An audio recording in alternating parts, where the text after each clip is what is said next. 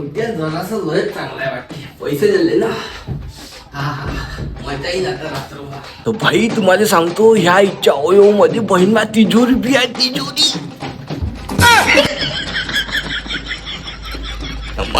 तिजोरीच्या नावाखाली तर डब्बे पडले सोन्याचे. आहे गे चांगला तसा, पण बहीण माहिती आहे का, रेटच भरले तू मन काही बी. माय बी घंटे झाला दरवाजा खोलून राहिला, झाट दरवाजा नाही खोलून राहिला त्या बहिणीला.